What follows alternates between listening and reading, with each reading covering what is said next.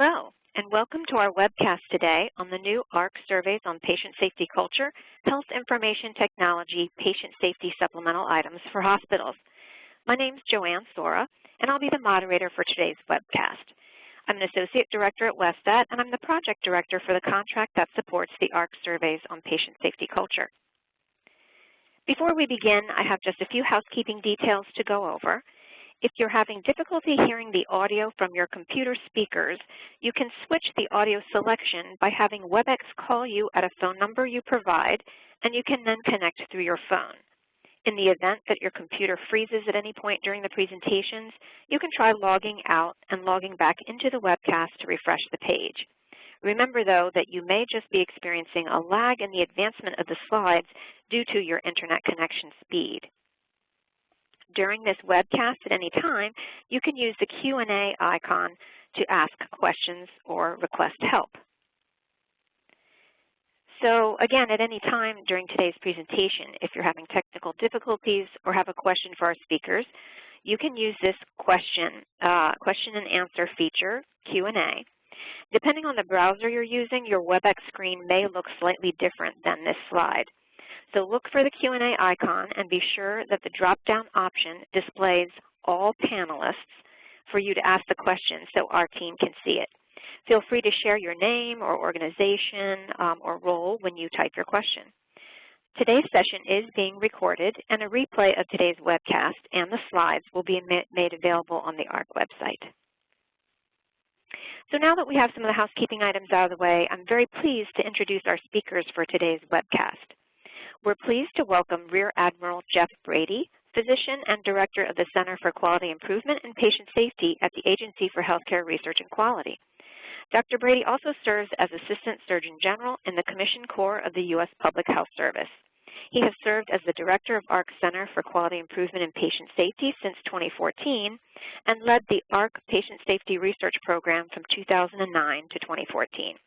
He leads a part of the agency that conducts AHRQ programs, which include patient safety research and the surveys on patient safety culture, healthcare-associated infections prevention, the Patient Safety Organization Program, the National Healthcare Qualities and Disparities Report, and the Consumer Assessment of Healthcare Providers and Systems, or CAPS program. We're also pleased to have Dr. Tejal Gandhi, who is the Chief Clinical and Safety Officer for the Institute for Healthcare Improvement, where she leads programs focusing on improving patient and workforce safety. Dr. Gandhi was President and CEO of the National Patient Safety Foundation from 2013 until 2017 when they merged with IHI. She continues to serve as President of the Lucian Leap Institute and holds an appointment as Associate Professor of Medicine at Harvard Medical School.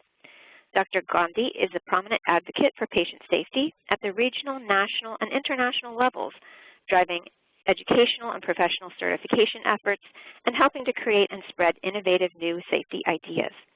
She received her MD and MPH from Harvard Medical School and the Harvard School of Public Health and trained at Duke University Medical Center. And we also have Dr. Naomi Yount, who is a Senior Study Director at Westat and an industrial organizational psychologist with more than 15 years of experience in organizational research and analysis.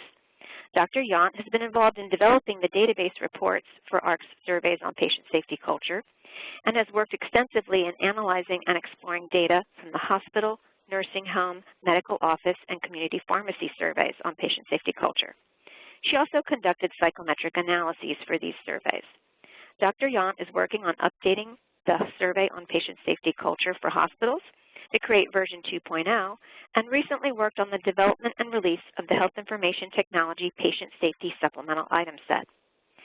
Many thanks to our speakers today, and without further ado, Dr. Jeff Brady will be our first speaker. Handing it over to you, Jeff. Great. Thank you, Joanne. Just a quick sound check. Can folks hear me okay? Yes, we can. Yes. Great. Thank you, Joanne. So I am really pleased to be introducing this topic and also telling you just a bit about how this patient safety culture and the surveys in particular fit into our broader research programs here at AHRQ. So just a brief background on our current priorities on patient safety.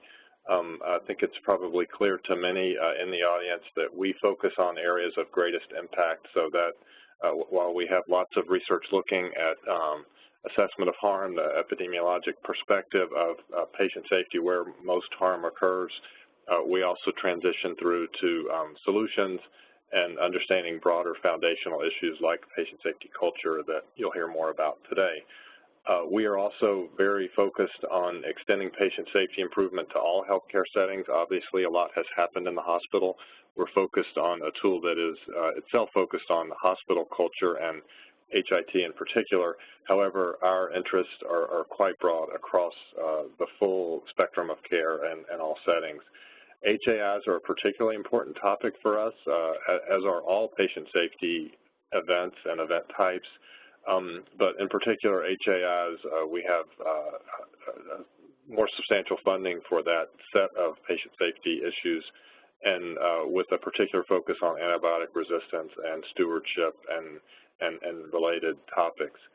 A lot of our work really takes into consideration the capacity that we're trying to make use of and, in fact, build within healthcare to accelerate patient safety improvement. One of a key example of that is communication and engagement, not only between clinicians but with patients, recognizing those sort of foundational factors and the role they play in patient safety improvement. And then sort of within that same vein, whatever our research is showing, we want to always translate that into feasible and useful solutions, and just the simple way we describe that obviously is making the safe thing the easy thing to do. You've heard a little bit about the programs that are in our particular center at AHRQ. The first three are patient safety focused, but the others actually are inclusive of patient safety topics. And in particular, I think the work that you're hearing today benefits from some of the methodologic expertise that we have, not only within the agency, but in our extended set of partners, the contractors and grantees that we have. So survey methodology and the importance of making sure that we have the right level of rigor in these tools and resources. We get some efficiencies across our CAPS program, which is itself a survey-based tool. So just a little bit about how we try to make use of, again, a broad range of expertise. So turning now to the topic of patient safety culture in particular, I think we all appreciate that patient safety culture can be defined as the beliefs, values, and norms that support and promote patient safety within an organization. These beliefs, values, and norms are shared by healthcare providers and staff in that organization. And the real key point, and I think one of the main reasons we're so interested in patient safety culture, is because it is one of the main factors that determines behaviors that are rewarded, supported, expected, and accepted within an organization. So when an organization uses a resource like the SOPS survey to measure patient safety culture, they are in fact measuring directly these behaviors, again, that are rewarded, supported, and accepted. And it's also important to note that culture exists at multiple levels, from the unit level in a hospital to the department, larger levels, all the way up to the hospital itself, and then finally the system. And so these factors are all taken into account based on the structure and the way that the survey instrument is organized.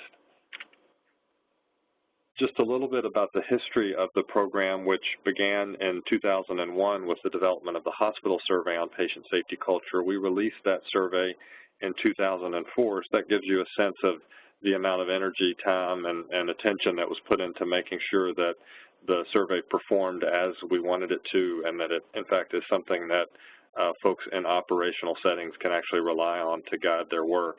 We now have we now have 4 more SOPS surveys that are available for the nursing home setting, medical offices, also community pharmacies, and finally the most recent in 2015, ambulatory surgery centers. The patient safety culture concepts that are measured across the surveys are similar, but for each development of each of these different settings, of the survey for each of these different settings, the team has adapted and tailored the surveys themselves to the issues that are specific to each setting. That's been a really important part of the development because, again, even though foundations are the same, the actual delivery of care differs in ways that actually are important for measuring safety culture. So we also support the SOPS databases that intake data from facilities that voluntarily submit their SOPS survey data to AHRQ. The database reports show aggregate results, and participating facilities can also receive feedback reports that compare their own individual results to those in the database. The number of sites and provider and staff respondents that are included in each of these databases are shown here on this slide in the screen. So over time, this just becomes an increasingly rich resource that appreciates in value with more participation. So we're really excited about what this adds to the field and, again, the value that it brings to interpreting results at an individual organization level. AHRQ has also recently released several supplemental item sets that can be added to the end of existing SOPS surveys. So there's the ability to tailor the core survey with these supplements.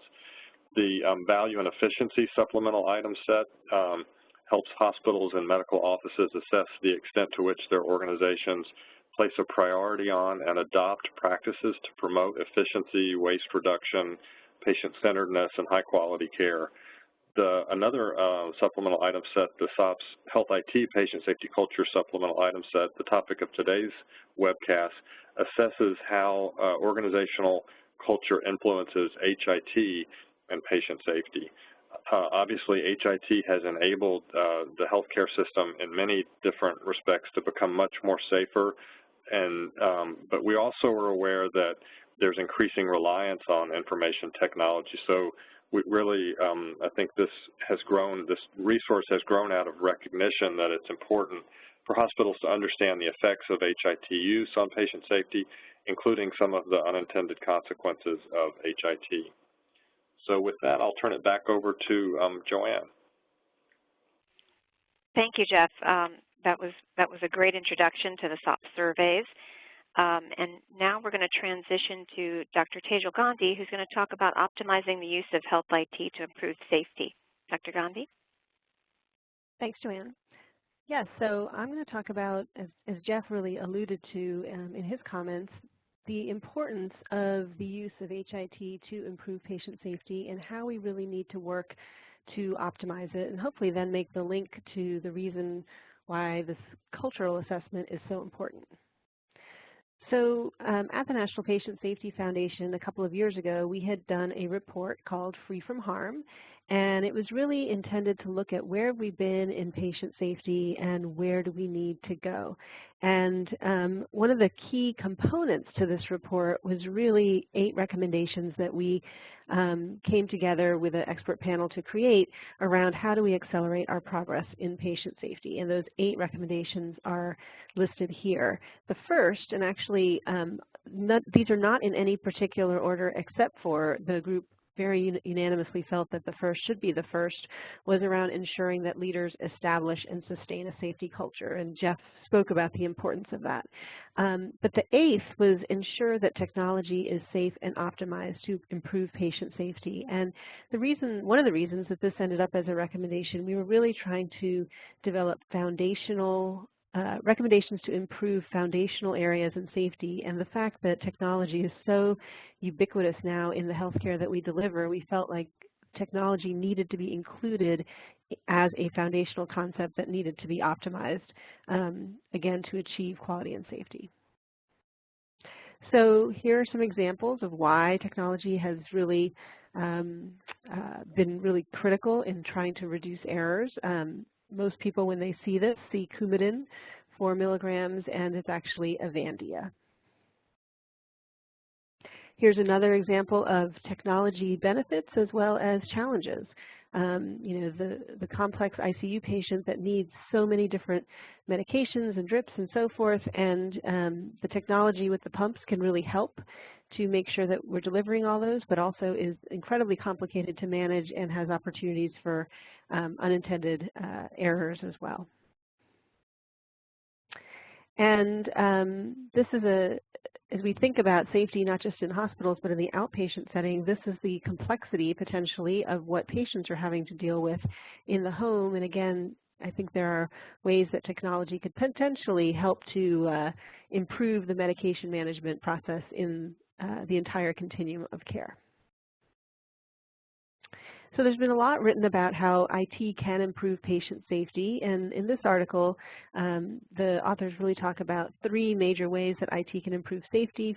First, by preventing errors and adverse events. Secondly, facilitating a more rapid response after an event has occurred.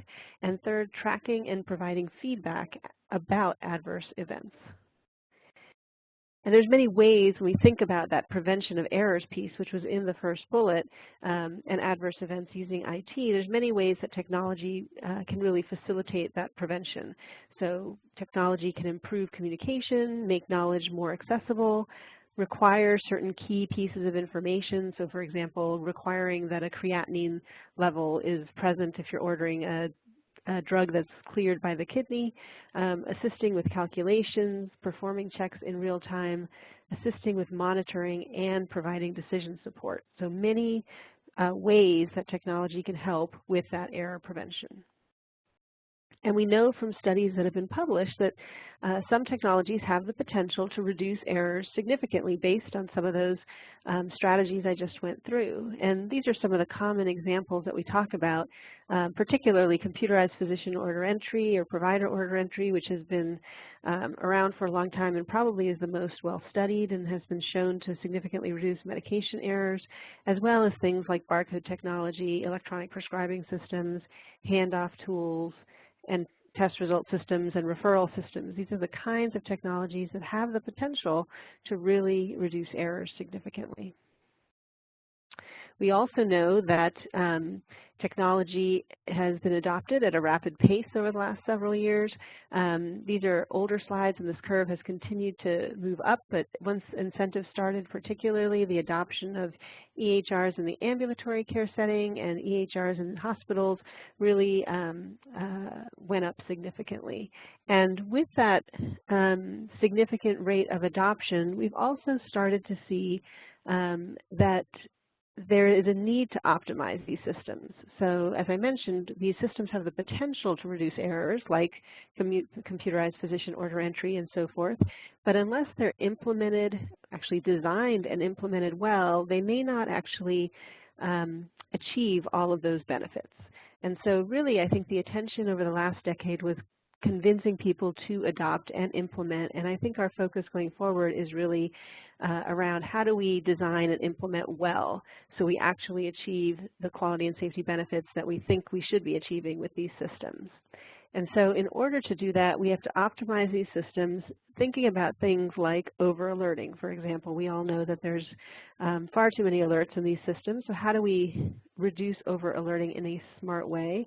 How do we minimize variability across vendors, improve interoperability, and also improve implementation? So a recent statistic from Leapfrog showed that 42% of hospitals are failing to scan both the patient and the medication for at least 95% of administrations. So the technology is there, but if patient and medication aren't being scanned, we're not going to achieve the benefits that we're hoping for.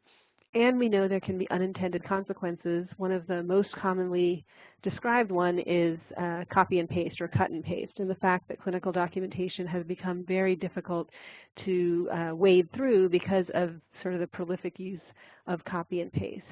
Other unintended consequences are the fact that we have medication lists and problem lists now, very visible in the EHR, but maintenance of those has become a real challenge, and we don't really have robust processes to make sure that those lists stay accurate in the system and are updated as needed.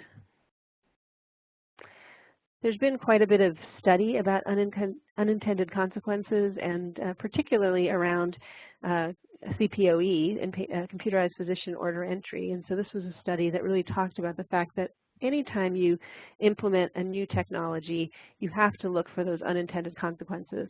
And CPOE in particular led to the ones you see here in terms of changes in workflow that were not intended, overdependence on technology, new errors that came in, et cetera. And so it's just a really important lesson to realize that every new technology, although it may have great benefits, also can potentially introduce new problems that need to be identified and addressed. And this, I think, is one of the unintended consequences that perhaps we didn't really foresee. But we're seeing now that EHRs are being identified as a source of burnout for our clinicians. And we hear about this both for physicians and for nurses. So again, a really important unintended consequence that needs to be addressed by thinking about design, implementation, usability, et cetera. So this is a model that was published in 2010 called the socio-technical model, and it's really getting into the components of how do you successfully implement. As I said, we focused on adoption, but now we need to focus on better implementation and design. And so this model talks about 8 components for successful implementation, and you see the 8 listed there, and it ranges, from hardware and software, which I think we focus on a lot, on the software side, but there's many other components as well that are really critical. And I've highlighted in red things related to people, related to workflow, communication, and culture as really being critical components for successful implementation. As I said, we often focus on the technology side, but it's important to understand that the culture, people, communication pieces, et cetera, are also really critical for successful implementation. So this is why I think the HIT culture is critical to HIT success. We need to create a culture of HIT safety that's a critical foundation to improving safety using technology. And so what do I mean by that? Things like, is our organization open to hearing about HIT-related safety issues, some of those unintended consequences? Is there feedback about safety issues? If I report a problem with the system, do I hear back about what's been changed or not changed? Is there punishment and blame? And there's many strategies that exist to make culture change that can be relative to HIT. For example, having robust reporting systems that are able to capture HIT-related issues, doing walk-rounds to identify technology-related problems, particularly in times of significant implementation. So this need to create a culture is really critical for HIT implementation, and so I think it's great that Westat and AHRQ have worked to develop a tool to actually help measure where your HIT culture is, which will be, I think, a significant advancement, especially for organizations that are both in the middle of adopting, about to adopt, and have even gotten past adoption of some of these major systems, to understand how their staff really feel about the way technology is managed in the organization. So with that, I will pass it back to you, Joanne. Great. Thank you so much, Tejal. So we've had a great background about the AHRQ surveys on patient safety culture and about the use of health IT as it relates to culture. And now we're going to hear from Dr. Naomi Yount, who's going to introduce the AHRQ survey on patient safety culture, health IT, patient safety supplemental item set. Naomi?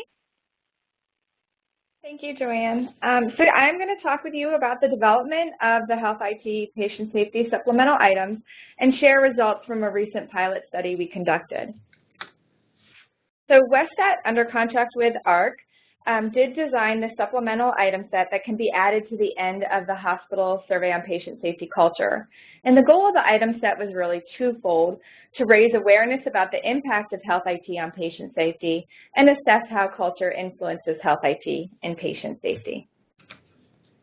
Our development process for the item set followed our standardized process for the SOPS surveys in general. The first thing we did was review literature and existing surveys to see what's out there and what the key issues were. We also identified technical experts and formed a technical expert panel. We interviewed experts in the field as well as providers and staff to get the different perspectives of health IT and patient safety.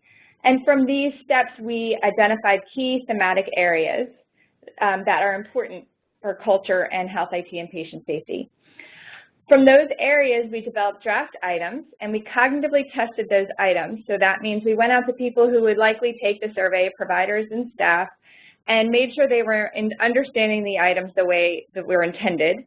We made edits to those items based on those tests, and it was an iterative process where we went back then out and cognitively tested more until we had a set of items that we were pretty confident about. Then we went and got more input. Along the way, we were getting input from our technical expert panel. We agreed on a set of draft items. We pilot tested them. We conducted psychometric analyses to look at the reliability of the items, the variability, and then we shared those results with our technical expert panel and finalized the items, which were released this year in March.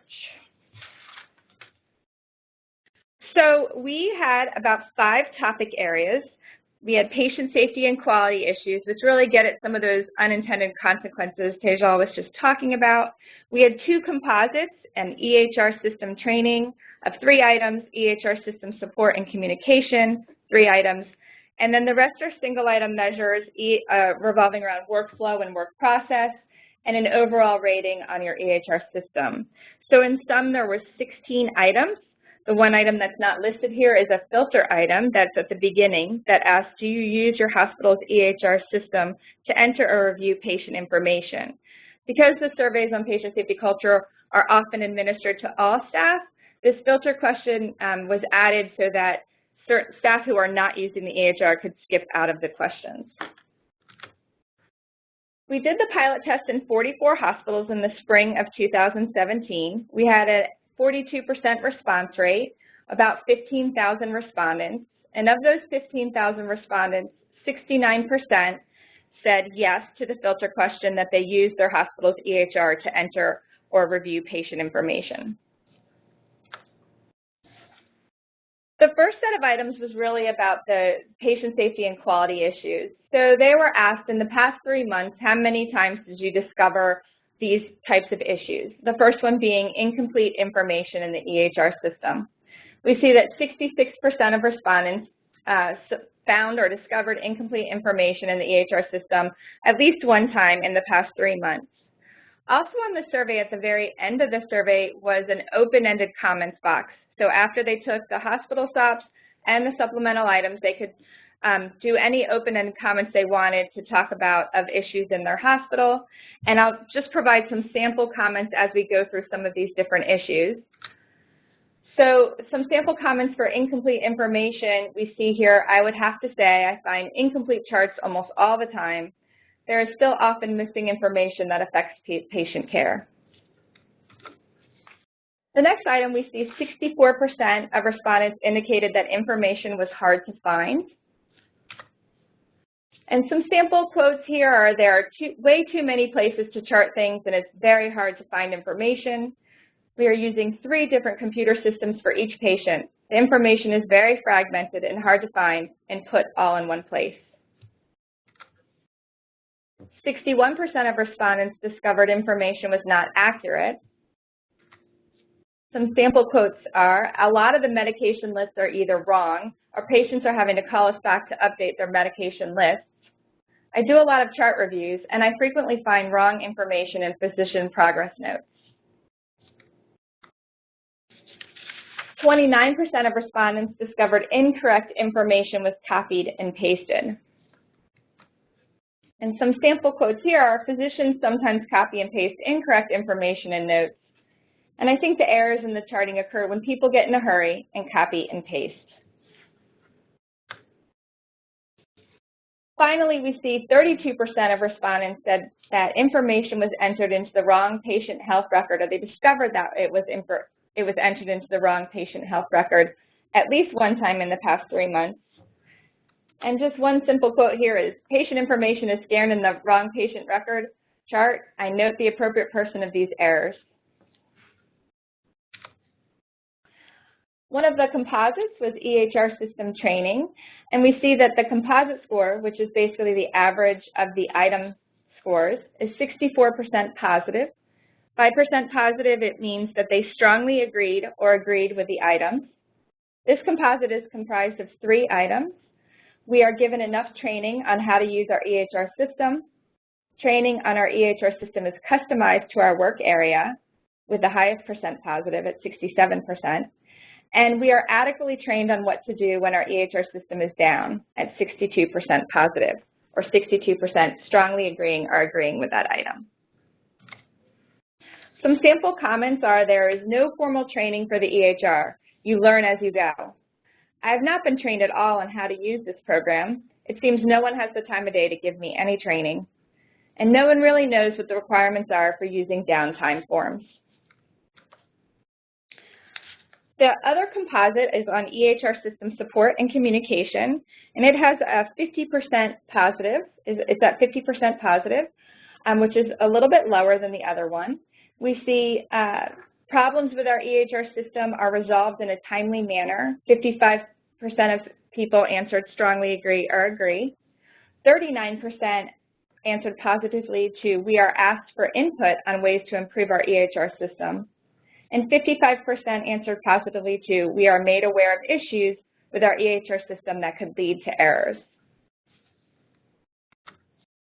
Some sample comments here are we would like more responsiveness by IT in making adjustments to our electronic charting format.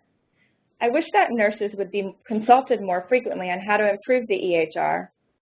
Changes are made to our charting and nothing is said. We find out because we open the chart and find new fields, new pages, new requirements.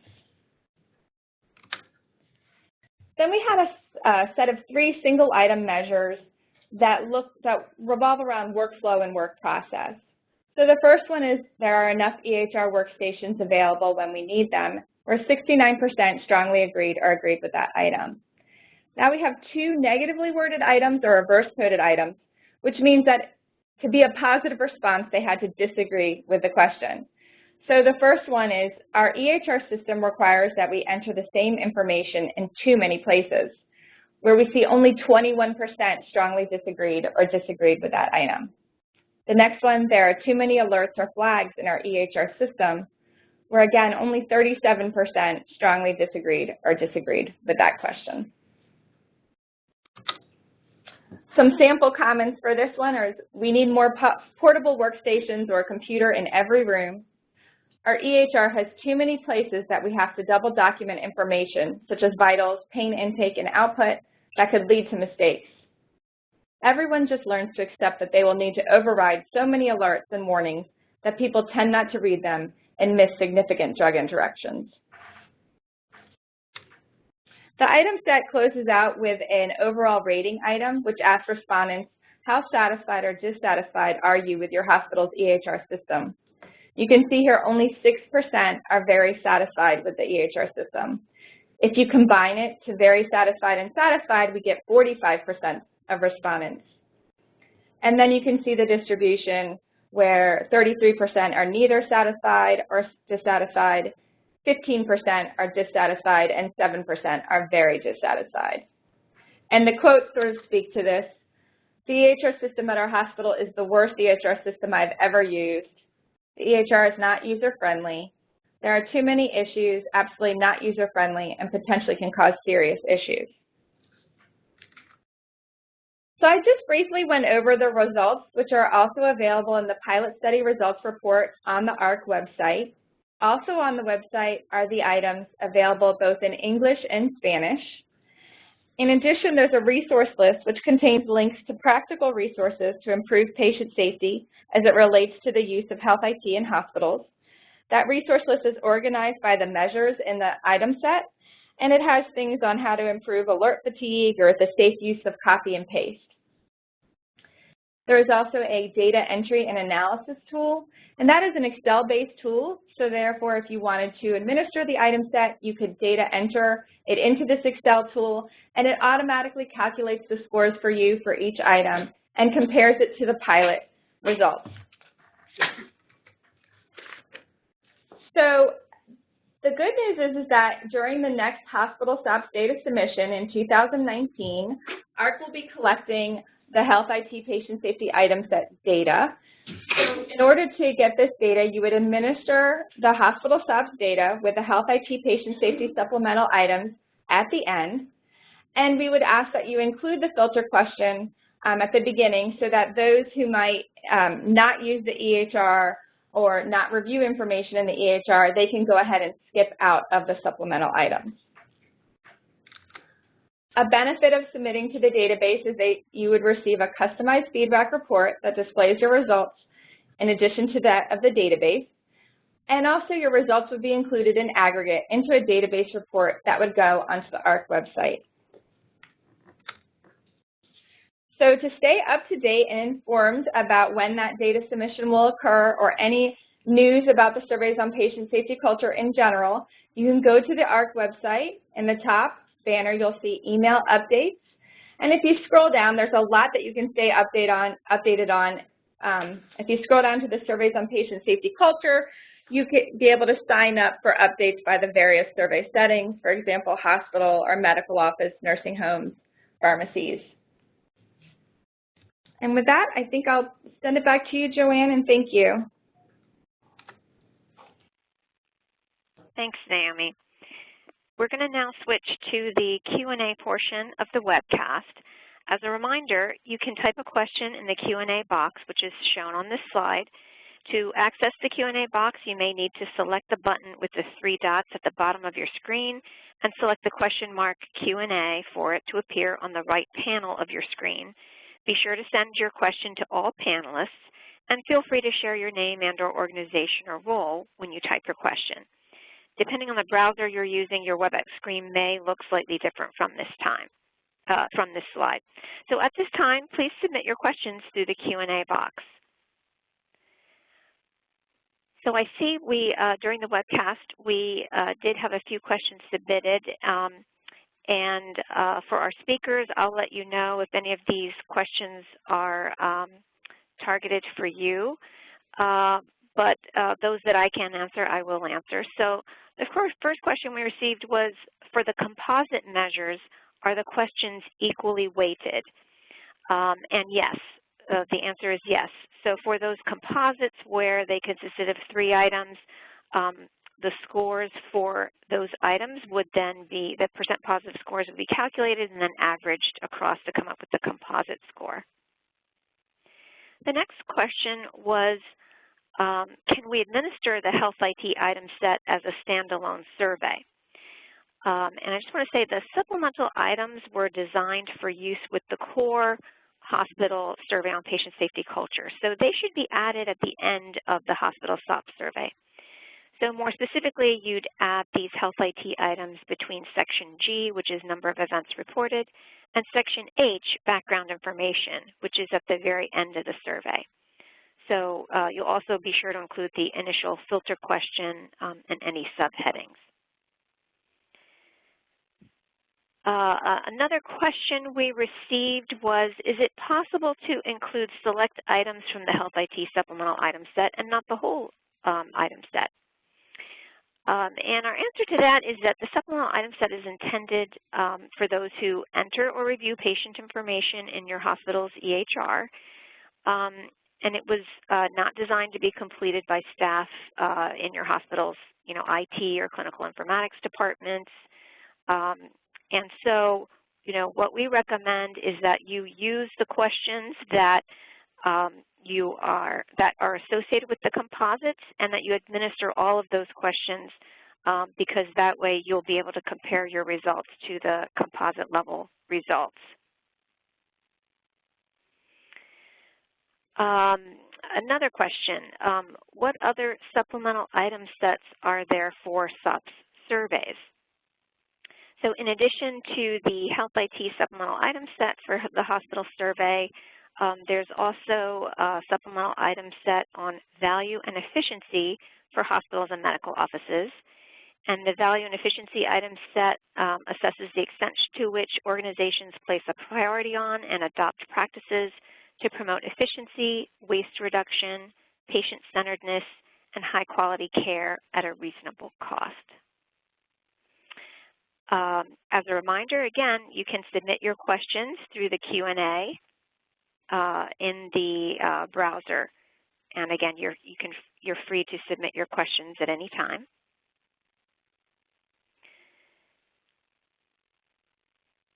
Another question that we're receiving is, when will the hospital survey on patient safety culture version 2.0 be released?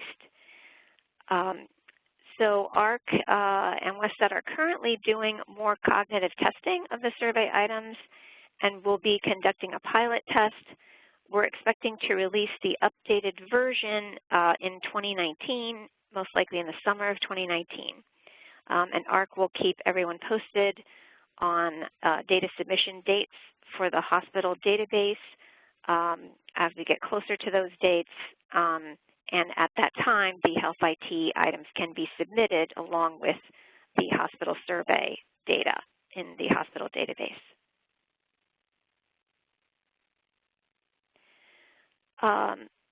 Let's see, the next question I'm seeing here. Will these supplemental items be revised, or are they compatible when the new hospital version 2.0 survey is available? So at this time, there's no plan to revise these health IT items. These will be able to be added to the end of either the current hospital survey on patient safety culture or the version 2.0 when it is made available. Next question is, we are surveying this fall and then adapting a new EHR before the next survey cycle. And do you think it would be beneficial to add the health IT supplement this fall and then to survey after implementation to measure for improvement? Naomi, Yount, would you like to answer that question? So again, there's a user who's surveying this fall, then adapting a new HR, and could potentially survey again. And so would you recommend that they administer the survey, the health IT items this fall, and then again after implementation? Hi, thank you.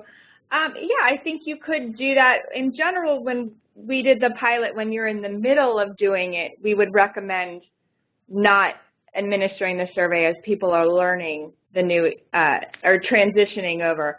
But if you're going to do it in the fall and you wanted to administer it now before you've started that process, and then again after, maybe 6 months after, that would be, I think that would be fine.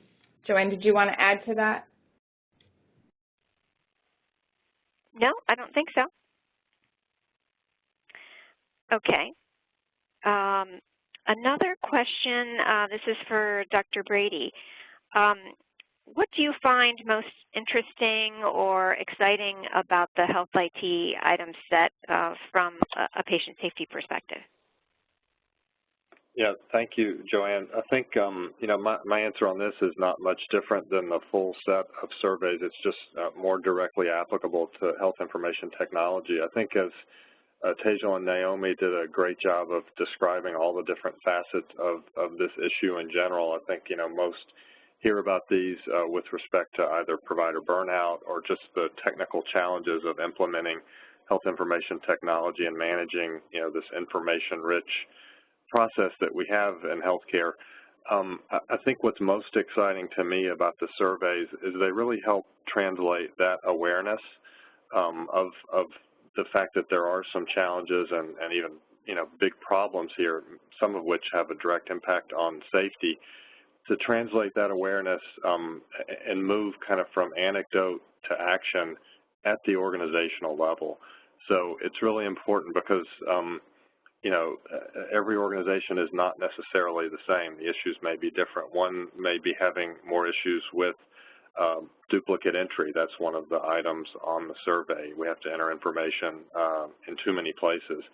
Another may have more of a challenge with excessive alerts or flags. And I think to really manage to the current problems and appropriately prioritize limited resources, it's important for each organization to know that kind of information from their staff's perspective. So again, just the ability to translate that sort of general awareness into more specific action is what really impresses me the most. Great, thank you for offering that perspective. Next question I'm going to send to you, Tejal, and it's about the fact that the health IT supplemental item set doesn't specifically address this issue of just culture or, you know, punishment and blame. And so, does punishment and blame have a role as it relates to health IT culture? And how do you think about just culture as it relates to health IT use and health IT culture? Sure. Well, I think just culture does have relevance, and I know there's components of that that are present on the main SOPS survey. But certainly when you're thinking about HIT, particularly if an error occurs, I think it's really important when doing the deep dive into why those errors occur to really go, again, like we do with any safety event, beyond blame and punishment in terms of, well, the clinician didn't do X, Y, and Z, with the technology correctly, so let's blame the clinician. And we don't want to stop there. We want to actually say, well, why didn't they use the technology as it was intended, and are there usability issues or training issues or other things? And so I think we still are seeing that organizations essentially are blaming the user as opposed to really digging deeper into what were the contributing factors that led to the potential misuse or erroneous use of that technology. Yeah, those are great points. And I don't know if Jeff or Naomi, you have anything you want to add to Tejal's comment on kind of just culture and as it relates to health IT. I'll name it. Naomi, anything you want to add first? No, go right ahead. Sure. Yeah, I think just focusing on maybe one section to add some detail to Tejal's answer, which I completely agree with. I think a big part of culture that we know that's important for patient safety is sort of respect and responsiveness. And while those words aren't used explicitly in the survey, I definitely can see those concepts represented in items like problems with our EHR system are resolved in a timely manner, or we're made aware of issues with our EHR system. Again, thinking about these kinds of responses from a staff perspective, a lot of what's embedded in the way that they answer those questions has to do with respect and responsiveness, and just recognition that what frontline clinicians see is critically important to patient safety. I mean, this is a high reliability concept that is just fundamental to that conceptual frame. So again, I think I could see how it's a bit harder to trace the connections of blame and punishment, in comparison to the other parts of the other sets of tools in the patient safety culture survey. But I think they are definitely here in health information technology as well. Great. That's quite helpful. Thank you for offering that perspective. Two other questions here, more around use of the survey. Can these health IT questions be used in a medical office population that has an EMR? Naomi, would you like to answer that question? Sure. What we can say is that it has not been tested in the medical office setting, and not all the items may be relevant. So I think we can't say no, don't use them there, because there are probably many items that are relevant, but they have not been tested in that setting. Okay, great. And then I think we have one final question. Will AHRQ also be accepting submissions for the value and efficiency supplemental items?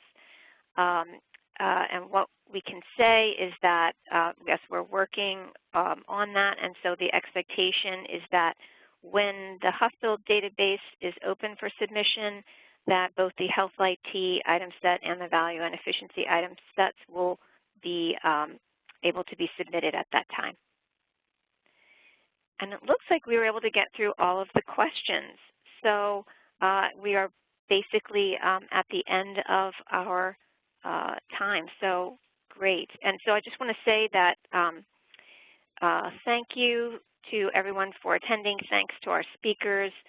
A brief webcast evaluation will pop up when you close out from today's webcast, and so we encourage you to please take a moment to provide us with your feedback, as it helps us improve our offerings and plan future events that meet your needs.